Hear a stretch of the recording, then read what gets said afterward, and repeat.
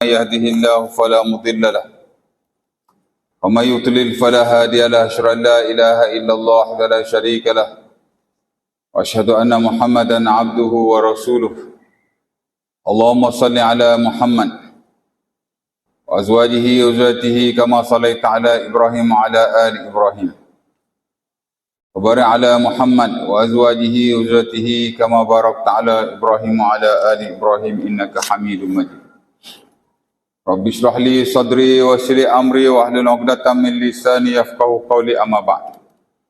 Syukur kepada Allah Subhanahu Wa Taala kerana pada malam ini sekali lagi dapat sama-sama kita berkumpul di masjid surau kita.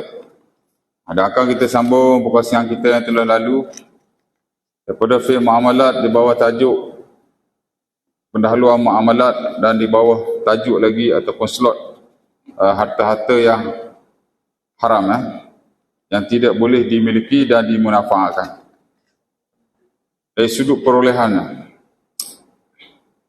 Di mana pada sesi yang lalu kita pada bab rasuah, ya. Bab yang kedua dah dalam slot harta haram ini. Ada pada malam ini kita nak pergi yang kesunnya, itulah yang ketiga, pemalsuan. Dalam bahasa Arab disebut sebagai at-tadlis ataupun dalam bahasa Inggeris disebut sebagai falsification. Saya baca dulu poinnya, tak banyak pun, ada 5 saja. Pertama, pemalsuan merujuk kepada semua kegiatan muamalat yang melibatkan satu bentuk penipuan yang berasaskan fakta yang tidak benar, sama ada secara lisan maupun tulisan atau dokumentasi. Ya. Tadlis, falsification ataupun pemalsuan ini satu bentuk penipuan sebenarnya. Ya, poin dia tipu. Tapi dalam bentuk kita memalsukan sesuatu itu. Islam melarang keras segala bentuk pemalsuan dalam hak ehwal muamalat. Ya. Tak boleh lah. Barang palsu, dokumen palsu, ya. Apa yang palsu lah. Asalnya ialah surah At-Taubah ayat 119, di mana firman Allah Subhanahu Wa Taala, ya ayyuhallazina amanu taqullaha wa kunu ma'as shadiqin. Wahai orang yang beriman, takutlah kamu kepada Allah dan jadilah kamu di kalangan orang-orang yang benar. Ya.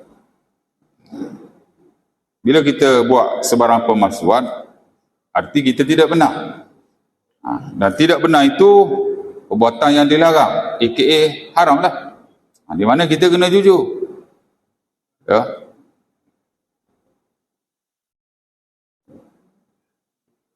Ya ma'syarat tujar, inna tujara yub'asuna yawmal qiyamah fujaran illa man barra wattaqa wa sadaqa au kama qala. Dalam hadis Tirmizi rahimahullah daripada Abi Hurairah radhiyallahu taala anhu, Nabi berkata, wahai para peniaga, ya ma'syarat tujar, all businessmen,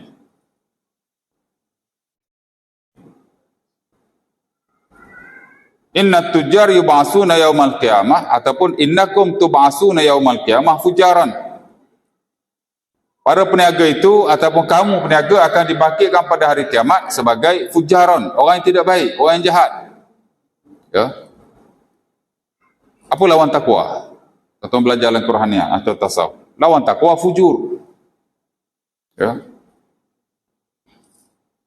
Fujar daripada fujur. Mana orang tidak baik lah. Ready nak pergi ke neraka lah. Tapi Nabi kata illa man barra wattaqa wa sadaqa, melainkan orang yang berbuat baik dalam hak ehwal perniagaannya. Wattaqa, dan dia takutkan Tuhan. Ya. Takut Tuhan ni bukan buat ibadat saja, bermuamalat lebih-lebih lagi. Di mana bila kita tidak ada takwa dan tak takut pada Tuhan, kita akan buat benda-benda yang dilarang lah. Ya tak?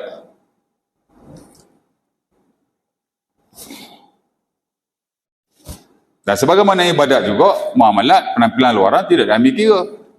Atas saya personally pun ada orang beritahu saya. Ya, tengok luaran macam bagus, janggut dia, ngala-ala orang tabligh menyatu, dia kata, tapi minta dia kopi. Dia kata penampilan luaran ni tak ada apa. Ya tak? Ya. Orang Arab tuan-tuan, jahat macam mana pun, ataupun jenis kaki bukan semayang mana, kita ada ramai orang kawan Arab lah. Hari Jumaat pakai jubah. Hari Jumaat pakai jubah, dia jadi tradisi.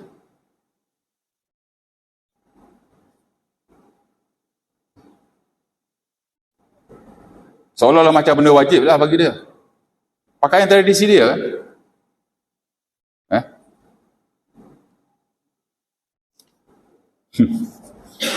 Jadi sama dalam bab ni pun. Ya. Walaupun hadis tu Nabi sebut peniaga, tujar, businessman. Tapi yang meliputi semua orang-orang yang terlibat dalam urusan muamalah. Bukan peniaga saja, pembeli pun sama. Siapa-siapa lah yang terlibat. Saksi sama juga. Baik. Pemalsuan boleh berlaku atas pelbagai tujuan. Memang ada tujuan. Kalau tak ada tujuan, tak guna. Ataupun orang tak buat, dah tak ada tujuan. Ada tujuan lah orang buat. Seperti tuntutan tertentu. Patut dia dapat sekian-sekian, dia kena lebih. Ada buat? Ya tak? Dia jadi wakil bos, bos suruh beli barang. Patut barang tu harga sekian-sekian. Dia pergi buka resit lain. Nak tuntut lebih. Kadang-kadang peniaga tu tanya pula, you mau buka resit berapa? Itu harga kat barang tu lah. Ya tak? Tak apa, dia kata ambil di kopi lah sikit. Buah aku pula kedekut. Tak ada masing. Boleh tak? Tak boleh. Kalau kita nak, kita minta duit kopi dengan dia. Boh, bagilah opos sikit. Tapi silap-silap begitu tidak boleh. Kerana once kita menjadi wakil seseorang, maka kita tidak boleh menambah apa-apa harga yang ada pada barang itu kalau kita wakil suruh belilah. Dan begitu juga dalam wakil-wakil yang lain. Majlis surau nak buat korban. Berapa harga yang dia dapat daripada penternak atau penjual lembu itu, harga itulah yang perlu disampaikan kepada peserta. Dia tak boleh letak harga lain. Kau nak ambil utuh lebih, kalau lembu kita beli murah, dah pergi jauh sampai Pahang sana, dapatlah contohnya hak patut 5,000 seekor, kita dapatlah 4,500. Kita buatlah 5,000, buat macam harga biasa. Padahal dia di harga lain. Dapat murah lah. Sementara kalau tempat tu memang kita selalu pergi ambil. Ya, boleh nak buat harga lebih. Tapi kena buat akad lain lah. Jangan buat akad wakil. Buatlah akad jual beli. Ada cara-caranya. Yang dulu-dulu saya pernah sentuh juga bab ni. Ya. Tapi rata-rata majlis surau, akad wakalah aja. Dia menjadi wakil kepada para peserta. Bila jadi wakil, banyak mana harga yang kita dapat, harga tu yang perlu disampaikan kepada peserta. Kalau awak nak duit lebih untuk pengurusan atau seumpamanya, hatta kalau untuk surau sendiri, cah atau upah tu lah, berapa nak upah, berapa nak cah, upah tak ada ketetapan dalam syarak. Ya tak? 5,500 harga lembu, bagi 7, seorang-seorang RM800. Upah RM200, tak apa. Upah RM1,000 pun tak apa. Upah tak ada masalah tuan. Dalam Islam tak ada benchmark. Sebagaimana harga barangan juga tidak ada ketetapan dalam syarak. Terpulang kepada penjual untuk menjual barangannya, tapi sebaik dijual ke market, ke pasaran. Dan tidak boleh juga dia langgar perintah kerajaan dalam hak ewa barangan yang telah dikawal harganya. Lebih pada itu atau lain pada itu, suka tidak lah. Islam tak ada bagi ketetapan. Tengoklah awak nak untung banyak mana. Tapi kalau awak jual mahal sangat, awak tak beli, itu je lah. Tapi tidak haram. Pasal barang kita,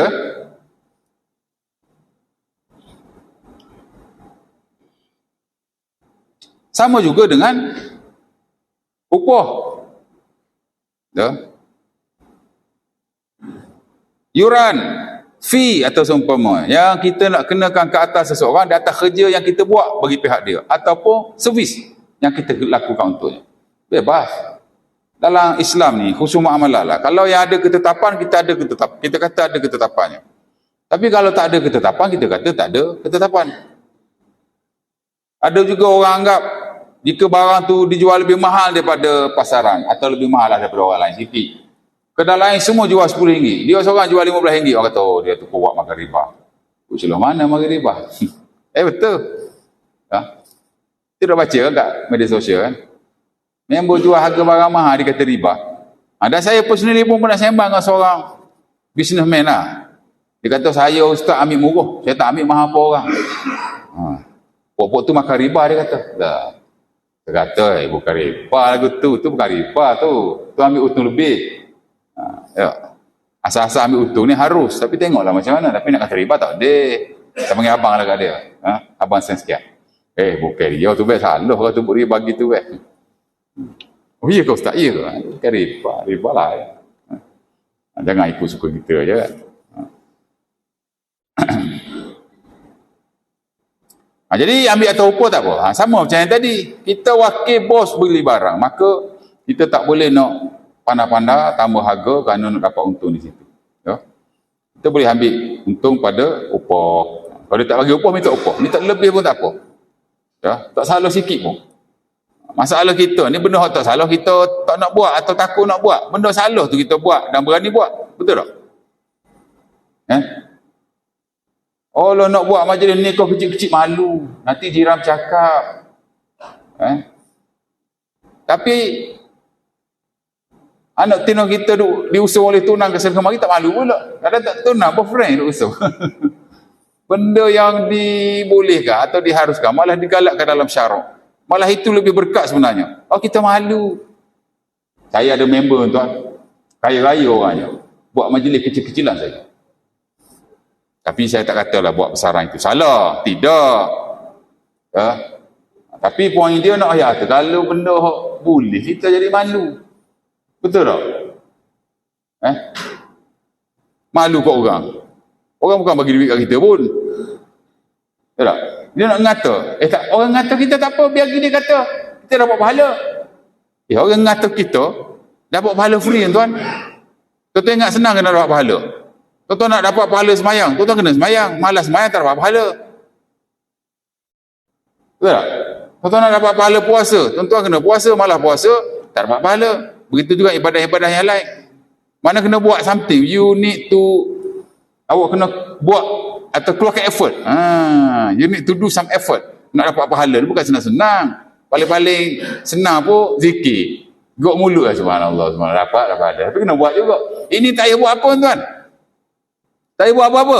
Duduk saja je. Orang ngata je kita. Dapat pahala mengalir-ngalir pada kita. Tapi jangan kata nak pula. Tak, ngata kat aku. Aku nak pahala kayak gitu. Ataupun minta lah orang banyak orang ngata kat aku. Tak. Kita tak nak. Tapi in case kalau orang mengata pada kita, mengumpat pada kita, buruk-burukkan kita, fitnah kita, nak biarkan kita dapat pahala. Saya mengajar benda betul. Ada orang kata saya pun, yalah manusia, ada orang suka, ada orang tak suka. Siap ugut lagi. Nak batalkan tauliah lah, nak itu, nak inilah. Saya kata, ya welcome, go for it. Tapi kalau saya ada mengajar benda salah, bagi tahu dekat mana saya salah. Kakak dekat media sosial tu kadang-kadang kita tulis aja, kadang-kadang yalah manusia. Adalah benda salah yang kita tulis, yang kita kongsikan. Tapi tak boleh buat benchmark kita ni betul tak betul. Betul tak betul, tengok kita mengajar lah betul atau tidak. Cek di situ.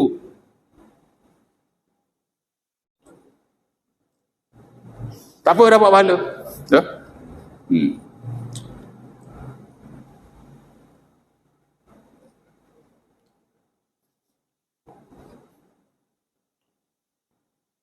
Jadi tak apa. Upah boleh saja. Tak ada benchmark.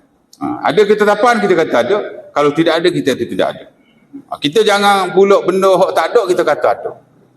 Benda yang ada kita kata tak ada. Itu bukan cara Islam sama sekali. That is not a principle of Islamic religion. Itu bukan prinsip Islam. Benda yang boleh kita kata boleh. Benda yang tak boleh kita kata tak boleh. Benda yang melibatkan perselisihan ada kata boleh, ada kita tak boleh. Terlihat yang mana satu dipilih dalam market kita. Itu cara dia. Tak? Ada benda kita boleh bertoleransi, ada benda kita tidak boleh bertoleransi. Yang kita boleh toleransi, kita toleransi. Yang tidak boleh, kita tidak boleh. Muamalat ke, bukan muamalat ke, sama saja. Prinsip agama dia tidak lari. Jadi, balik pada yang tadi. Upah dia tak ada benchmark. Kalau nak duit, minta kat upah tu. Jangan duk buat hanky-panky, tulis resit sendiri, dah seumpama. Dulu ada buat, ada buat kena ambil kira lah macam mana. Kena buat cleansing. Agak-agak berapa banyak, lepas tu kalau ikut kena bagi balik tu kat tuan dia tu. Dulu saya ada nipu bos saya, kena bagi balik lah duit tu kat bos tu. Mana claim lebih apa itu ini. Tapi kalau tidak mampu di atas halangan-halangan tertentu, ya tak? Kita keluarkanlah juga. Bolehlah nak bagi Baitul Mal ke, nak bagi fakir miskin, insyaAllah ta'ala. Ya. Tapi kalau diikutkan wang atau harta yang diambil daripada orang lain tanpa kebenarannya, of course lah kalau tipu-tipu palsu-palsu seumpama ini, dia mesti dikembalikan kepada tuan. Baik atau baik. Barang palsu mesti dijelaskan. Tadi untuk tuntutan sebaik saya sendiri pun tak ada klaim-klaim sangat. Kita cikgu lah ya. Kita klaim mileage saja. Klaim-klaim lain tak ada. Kita tak melibatkan beli barang atau seumpamanya, tak ada. Adalah, mungkin kita ada uruskan program-program tertentu. Tapi kajian hari ni lah, terutama di peringkat sekolah kan, dia ketat bab kewangan ni. Tak boleh sewenang-wenang. Hatta sekarang pun kita dah tak main cash. Dulu kita uruskan cash sendiri. Contoh saya uruskan satu-satu pertandingan. Saya penyelarah catur daerah, saya buat program. Yuran-yuran masa tu kita ambil cash. Dengan cash itu kita gunakanlah untuk pengurusan. Ya, lebih kita serah kepada sekolah. Dululah. Sekarang tak ada. Sekarang yuran-yuran pertandingan, permainan, tournament atau seumpamanya semua kena bank ke akaun sekolah. Kadang-kadang kita kena buat keluar duit dulu, guna. After that baru kita claim. Betul. Ya, saya keluar sikit, tolong kanan kopo keluar sikit. Pasal kita nak buat program, perlukan cash. Sedangkan kita tak ada cash, kerana yuran dimasukkan ke dalam akaun sekolah. Bagi saya satu benda yang bagus, tapi kita sakit sikit lah pasal kita kena keluar duit dulu. Kalau kita tak ada duit, kita minta lah dengan besar pendahuluan sikit. Lepas tu kita bayar balik ke dia. Letih sikit lah balik kita ni. Tapi itu dari sudut ketelusan tu bagus lah. Untuk dia elakkan daripada penyelewengan tertentu. Pasal manusia ni bukan baik belaka, asal cikgu baik belaka dah. Ya tak? Manusia tuan. Nak buat duit.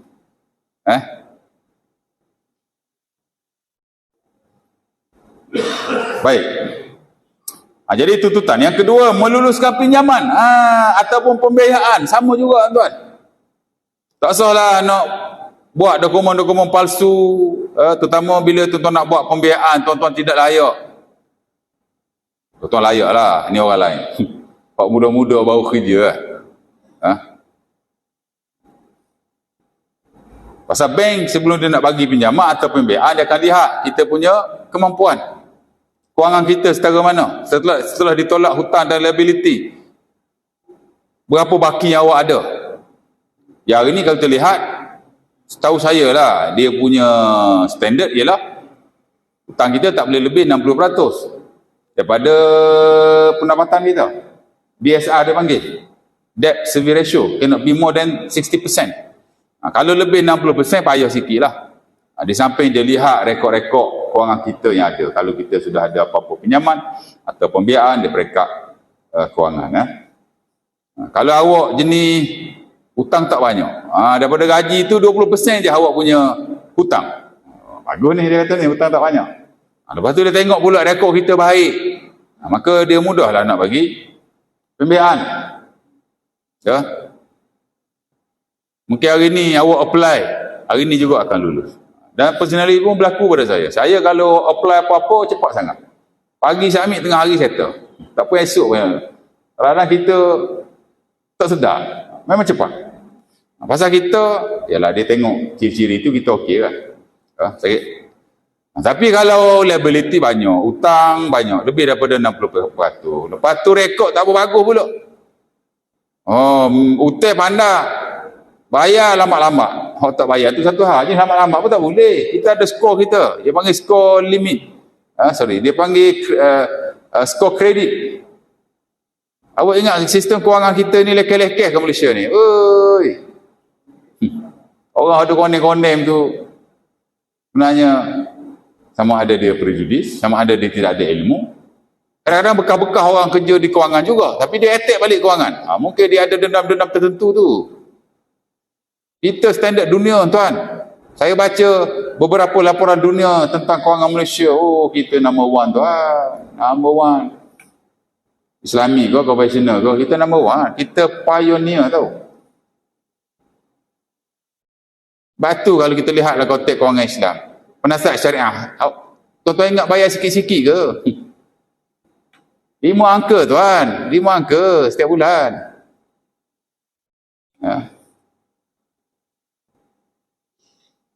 Saya pun rasa macam nak tukar bidang. Jadi penasihat syariah. Tapi kerja banyak. Kepala sikit. Tapi pasal kita memang TikTok tuan. Rekod kita canggih.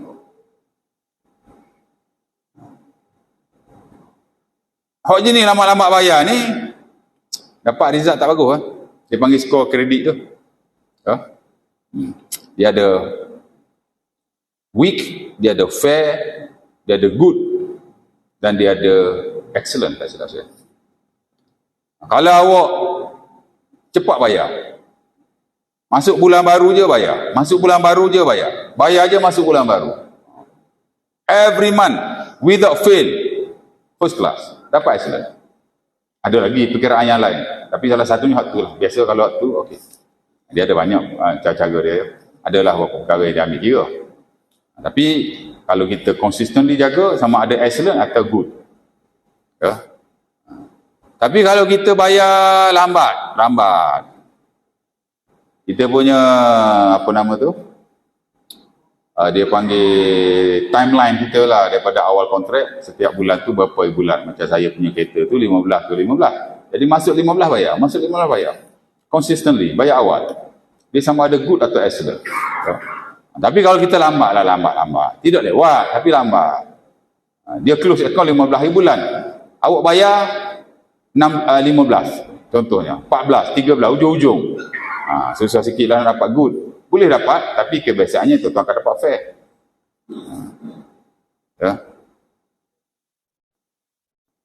Lepas tu kalau lebih pula overdue, patut 15 tadi dia bayar 16 pula. Kebiasaannya kalau lebih sehari okey je. Dia tak jejah sangat lah. Jangan selalu. Yalah manusia kan, mana ada yang perfect.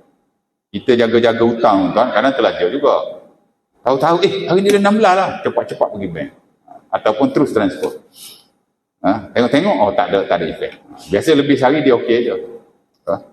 Tapi kalau every month awak buat begitu, of course lah, kalau dah belajar berhari-hari, dia akan efek lah.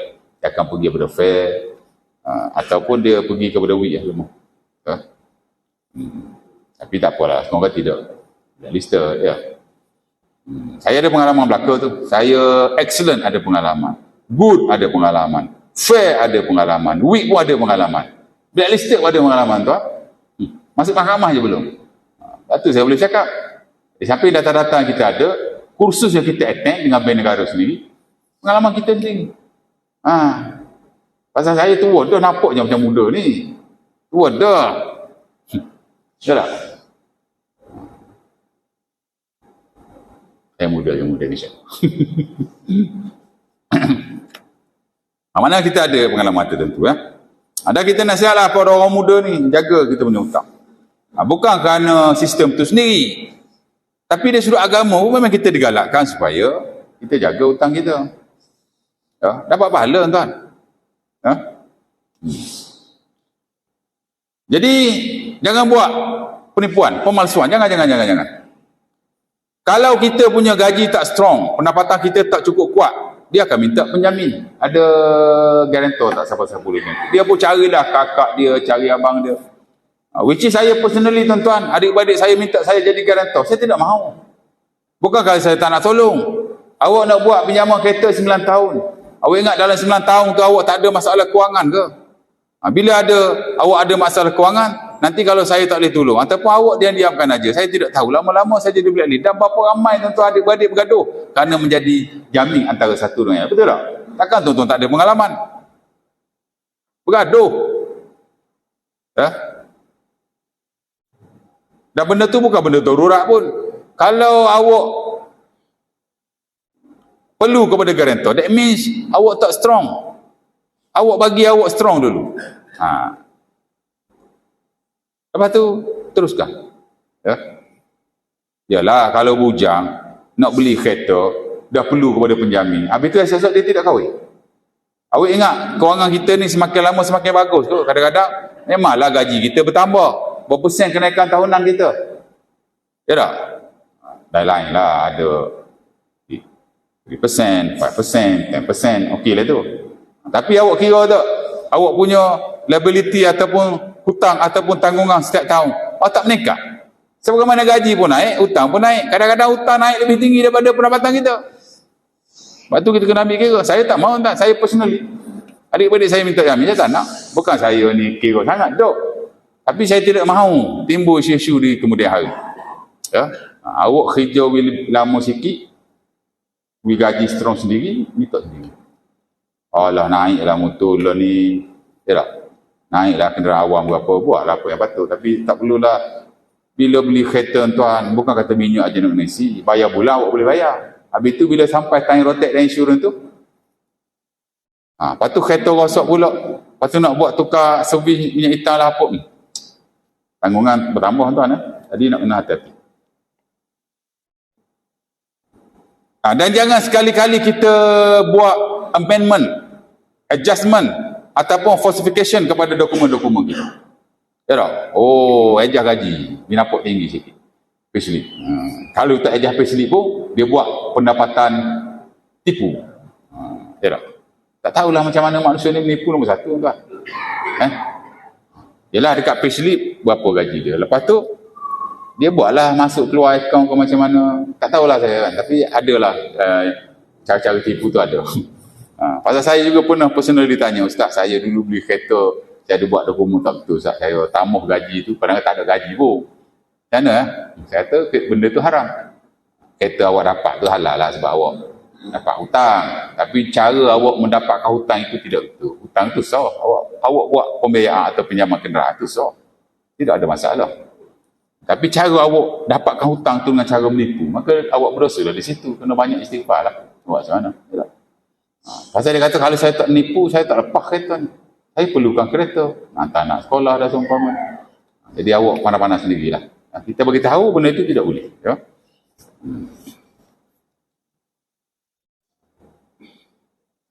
Rasuah, ini kita dah bincang last kuliah. Dan lain-lain lagi. Sebab tujuan dia banyak kan nak kira. Ya? Pasal manusia kan, dia sanggup buat apa saja untuk mencapai hajatnya. Untuk memenuhi keperluan hidupnya. Biar cara tak betul pun. Ya tak? Kemudian nombor 5, barang palsu mesti dijelaskan kepalsuannya. Ini kalau benda tu branded, tapi dia palsu sebenarnya, dia mesti diberitahulah. Dan jika dilarang oleh ulil amri, maka ia tidak boleh diniagakan. Kerajaan kita melarang berniaga barang-barang palsu. Kita berniaga. Apa hukum dia? Hukum dia berdosa. Pertama, kerana kita melanggar perintah kerajaan. Which is soal muamalah tuan. Mentaati ulil amri ada satu prinsip utama. Kerana muamalah ni dia berasal pada kemaslahatan, interest. Of course lah, interest of the people, maslahatun nas ataupun masalah ammah, kemaslahatan umum. Apa-apa yang ulil amri larang kita tak boleh buat. Ya? Dan apa-apa yang ulil amri tidak larang kita tak boleh nak pandai-pandai larang. Kerana ia akan menjejaskan banyak hal. Tapi apakah perniagaan itu sah atau halal atau bagaimana? Ulama khilaf. Sebab kata tidak halal, tidak boleh. Dan duit itu seumpama tidak sah. Ya. Kerana ada kemudaratan yang besar di situ. Ya tak? Ya. Sampai kita langgar perintah ulil amri. Walau bagaimanapun, sebab kata sah. Cuma dosanya pada melanggar perintah ulil amri itulah. Ya.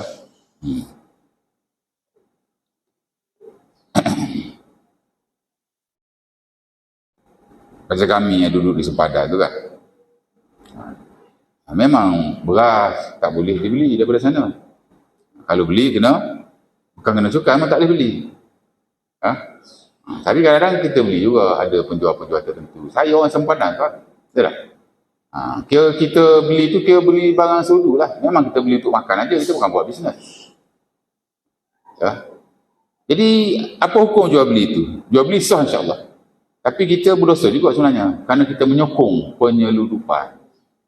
Apa beras kat Malaysia ni teruk sangat sampai tak boleh makan, nak makan beras sana, konon-konon beras sana cantik. Tak tahulah kan, terpulanglah ya.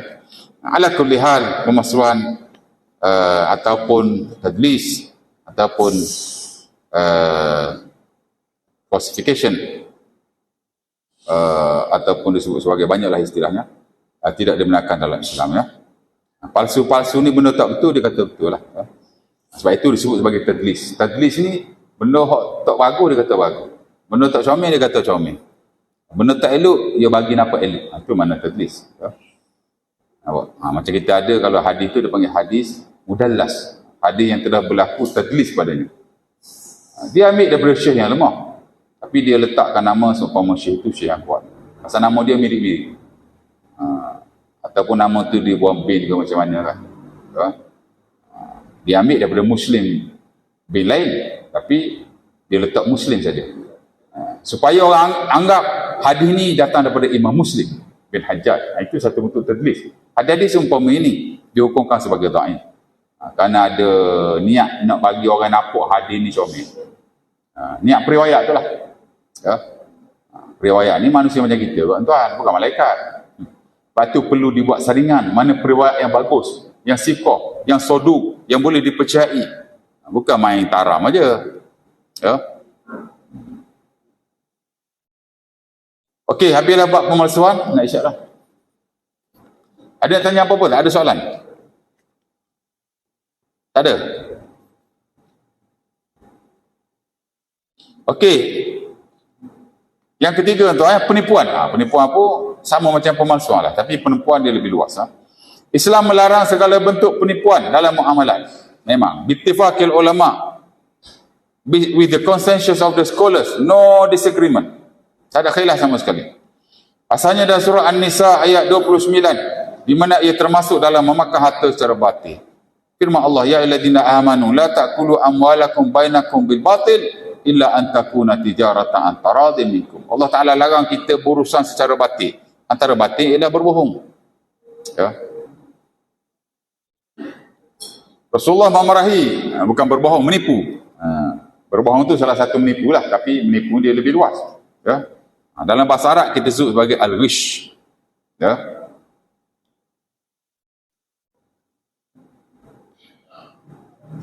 Rasulullah SAW memarahi penjual gandum yang meletakkan gandum basah di bawah gandum yang kering. Ini hadis very famous one.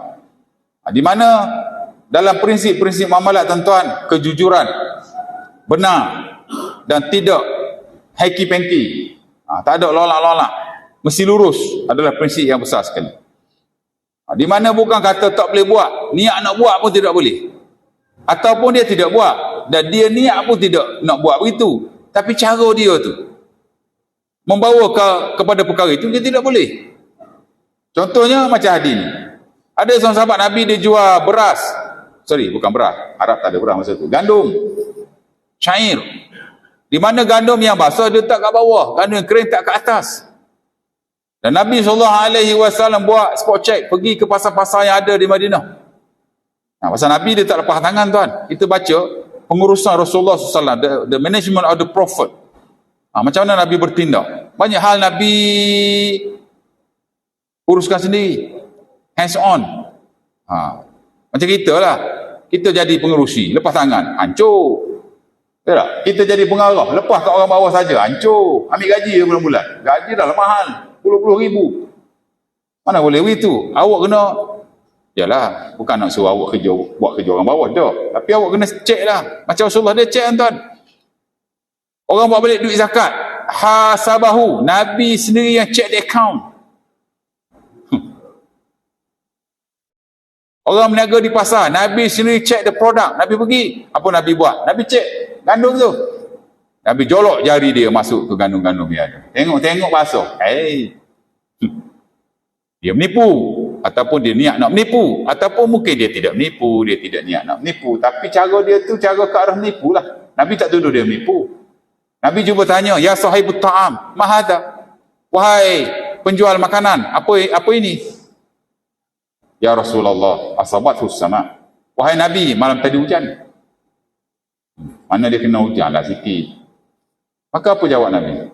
Afala ja'altahu fawqa ta'am likay yarahu nas. Man ghasyana laysa minna. Ni hadis Muslim. Kenapa tidak kamu letak yang basah tu di atas supaya orang boleh lihat? Sesiapa yang menipu kita, dia bukan di kalangan kita. Nabi tak kata dia menipu. Nabi pun tidak tuduh dia nak menipu. Tapi Nabi ajar ke dia, Nabi peringat ke dia, bagi ancaman jugalah pada dia, jangan nak menipu-nipu dah. Kerana menipu itu bukan di kalangan kita. Itu daripada perkataan tu datang al-ghish. Mana menipu tak boleh lah. Menipu tak boleh. Niat nak menipu tak boleh. Atau kita buat tu seolah-olah macam nak menipu. Tak boleh. Ya. Dia kena very, very clear and transparent. Dia kena hak mana tak molek tak belah atas. Kita pergi bank, tengok, oh comel buah hotel ni, rambutan. Bang, bagi 2 kilo, beres. Kita pergi kat bank ambil duit lah. Bayar ke dia, ambil 2 kilo. Balik-balik tuan, saya rasa. Apa kita rasa sebelum beli tu, dengan hak kita buat balik, tak sama langsung. Tak tahulah hak molek duduk atas meja, hak tak molek duduk bawah meja kali. Aduh, bengang betul saya kata. Tapi nak wajarnya kan. Ini contoh-contoh peniaga yang tidak benar. Ya. Nampak? Dia bagi rasa hak lain, dia jual hak lain. Kadang-kadang hak elok dia tak atas, hak tak elok dia tak bawah. Bila orang nak, dia zam pakai mangkuk dia tu, pakai pinggan dia tu, zam, sedap dia, jolok kan. Padahal, hak bawah tu lembek-lembek. Ya tak? InsyaAllah.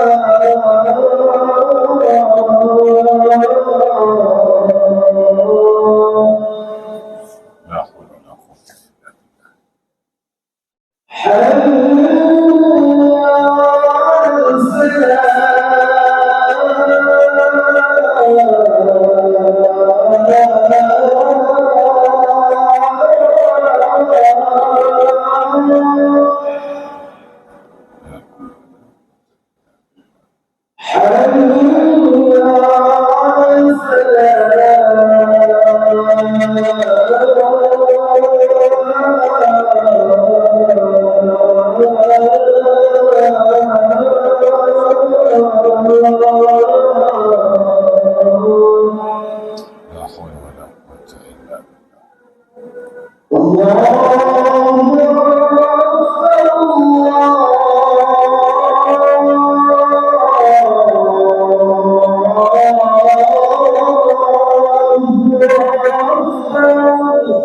Allahu akbar.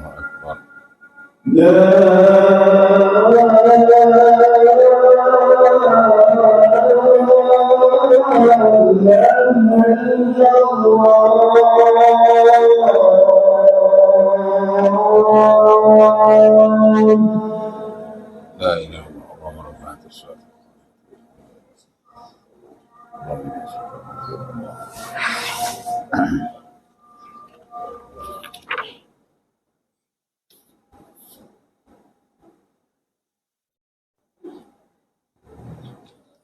Okey, baik. Jadi tidak boleh sembunyi-sembunyi begitu tidak boleh. Tapi kalau kita letak sebelah menyebelah ataupun yang lama kita tak kat belakang, yang baru kita tak kat depan, tak apa. Sawang meniaga ni dia ada cara dia panggil apa? FIFO. FIFO ni first in first out. Takkan dia letak yang baru kat depan, yang lama kat belakang. Takkan dia letak yang lama kat belakang, yang baru kat depan. Habis tu yang lama tu siapa nak beli, nanti rosaklah dia. Tak apa, itu tak apa tuan. Orang jual durian kan, yang depan-depan tu yang lama-lama tu, yang baru-baru duduk kat belakang. Sebab tu saya kalau beli durian, saya suka pergi belakang, saya ambil yang belakang tu. Itu tak dikira menipu. Sebab ialah persing fesau lah. Dia panggil FIFO. Saya dulu kan manager restoran. Barang hak masuk dulu kena keluarkan dulu, kalau tidak rosak. Siapa nak tanggung rugi? Betul. Kalau rugi tu tolak gaji tu. Maka kita kena jagalah betul-betul barangan supaya tidak rosak ya. Okey. Jika ditipu, pembeli boleh mengembalikan barangan atau membatalkan jual beli atau mendapat pampasan tertentu mengikut kerugian yang dialami dalam setengah keadaan ya. Kalau kita ditipu, maka kita boleh batalkan jual beli sebenarnya. Bahkan memang ada satu slot dalam jual beli yang disebut sebagai babul khiyar, the chapter of option. Bab option. Option ni ialah untuk kita meneruskan atau membatalkan jual beli. Ada 10 sekurang-kurangnya option yang ada. Tapi unfortunately hanya sebahagian saja yang diamalkan sekarang. Ya. Of course lah ia terbabit dengan beberapa peraturan, undang-undang, legality ada. Ya. Tapi hal ni ada diamalkan jugalah ya. Bila kita ditipu atau seumpamanya, maka kita boleh mendapatkan. Saya tak tahulah boleh batal jual beli atau tidak, sangat tak kot. Ya, tapi bolehlah kita, kalau barang tu rosak ke apa, kita boleh dapat servis untuk dibaiki semula, ataupun kalau benda tu dah tak function, kita boleh tukar dengan barang yang lain. Tapi nak batalkan jual beli, setahu saya dalam market ni tak ada kot. Betul. Bahkan setengah-setengah item dalam setengah-setengah kedai dia dah tulis siap-siap, item sold is not refundable. Kalau nak ikut tak pun nak kena tu dengan prinsip dan ruh syariat dalam bab muamalat. Di mana apa-apa yang kita beli refundable. Di atas dasar-dasar tertentu, mana boleh secara mutlak not refundable. Dia tak apa selari sangat tu. Dan saya masih ingat lagi kita punya muamalat scholar lah, ulama muamalat kita. Tak tahulah tuan-tuan kenal itu tidak. Tapi insyaAllah in future dia akan jadi tokoh juga. Dr. Ahmad Sufyan. Salah seorang pakar rujuk JAKIM lah sekarang dalam bab muamalat ni. Ya. Bahkan baru-baru ni JAKIM nak buat parameter baru untuk perniagaan dan pelaburan emas. Dia salah seorang panelnya. Dia AJK Fatwa Polis lah setakat ni. Kalau sebut Dr. Zahrudin, kita dah tahu lah kan. Sebut Nasri Dr. Daud Pakak, itu memang top lah. Dia pun top juga. Tapi baru bakal nak mencipta nama ya. Saya pun ada juga personal WhatsApp dia sebelum ni. Sebab dulu saya ingat, saya plan lah nak buat PhD muamalat di situ dengan dia lah. Kita haji. Ya. Baik orangnya. Dan saya lihat di media sosial lah, di Facebook terutama, dia pun antara yang banyak berkongsi dengan masyarakat tentang isu-isu muamalat semasa. Ya. Dan saya pernah lihat lah, kadang-kadang orang yang duduk soal jawab dengan dia, bukan berilmu mana pun, biasa-biasa aja. Kadang-kadang budak baru lepas grad nak tunjuk pandai. Tapi dia walaupun orang sudah berumur, bukan hanya ilmu yang banyak, sebab dia pensyarah bahagian ekonomi Islam muamalat kan. Dia ada pengalaman yang luas juga. Ya. Tapi dia tak adalah kata nak belagak ke tunjuk dia hebat, tak ada. Dia masih merendah diri. Saya tengok jawapan-jawapan dia tu kan. Ya. Dan dia dulu pernah tulis satu artikel lah tentang option atau khiyar seumpama ini. Which dia kata sebahagian daripada option-option yang ada dalam pasaran sebenarnya dia tak berapa selari lah dengan prinsip dan roh syariat. Pasal kita ni kadang banyak daripada konvensional. Macam tu, item so is not refundable, kali bukan tak berapa nak ni sangat. Ya? Boleh aja refund kalau dia ikutkan, kalau kena dengan cara-cara. Tapi dia kata tak boleh refund awal-awal. Dia buat cara lagu tu. Ya? Kalau kita belajar muamalat cara meluas, sebenarnya tidak ada istilah seumpama itu. Ya? Tapi nak kata tak boleh secara mutlak pun tak pastilah. Sepatutnya dia ada khiyar yang disebut sebagai inilah option. Kalau kita dah beli barang tu, kita nak duit semula kerana kita ditipu ataupun mungkin ada masalah pada barangan tu, boleh, dia ada slot, dia panggil khiyar roban kalau ditipu. Kalau barang tu rosak, dia panggil khiyar aib. Dia ada dalam syarak ni. Tapi so far setakat ni tak berapa nak applicable sangat lah. Ya. Tak tahulah, mungkin in future. Sebab itu tuan-tuan, saya bagi tahu tadi kan, kita baca report kewangan Islam ni baguslah, muamalat di Malaysia ni antara yang pioneer lah, mana yang top kan. Tapi dia lebih banyak memfokus kepada aset. Bahkan sebahagian besar daripada sistem kewangan kita ni pun based on asset. Satu lagi benda yang paling penting yang kita lihat perlu diberi keutamaan juga ialah modal insan. Human capitality. Yang kita lihat kurang sikit lah. Ya? Yang mana perlu diberi keutamaan jugalah. Ya? Dan juga practicality tu. Ialah bila ramai orang yang tahu, insyaAllah lah masa hadapan dia akan lebih baik. Modal insan ni penting tuan. Ya? Ilmu tu lah ilmu. Orang yang tahu. Bukan ilmu. Orang yang berilmu dan tahu benda. Kemudian akhir sekali Islam melarang ghara kerana ia wasilah atau jalan kepada penipuan. Ghara ni satu bab yang lain. Yang kita akan bincang pada sesi selepas daripada ini. Dia ada satu bab khas ya. Ghara ni. Kerana dia satu larangan yang besar dalam syarak. Dalam syarak ni ada 3 larangan besar. Satu riba, satu judi, satu ghara ya. Riba ni riba lah usually. Judi ni gambling. Yang ketiga ghara. Ghara ni uncertainty, ambiguity, clarity, kesamaran, ketidaktelusan dan seumpamanya. Mana Islam dia agak straight lah dalam bab ni. Dan sebahagian urusan tuan-tuan dia tidak sah.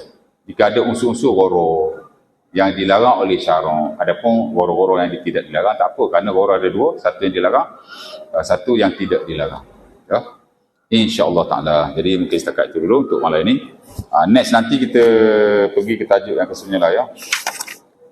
Itulah commission tidak sah. Ini melibatkan upah juga lah ya. Komisen upah lah. Tapi dia lebih merujuk kepada komisen dalam bentuk jualan. Pasal upah ni luas. Komisen ni upah dari sudut jual beli. Ya. Pertama bila kita jadi wakil, kita menjadi ejen atau seumpama. Dan ada upah di situ. Mana ada buat kerja free. Dan ada upah yang sah di situ dan ada tidak sah. Sah tidak sah tu kena lihat kepada parameter syarak. Yang akan kita bincang pada next kuliah insya-Allah taala. Aku Razak, Assalamualaikum warahmatullahi wabarakatuh. Kita tangguhkan majlis kita dengan tasbih kafarah.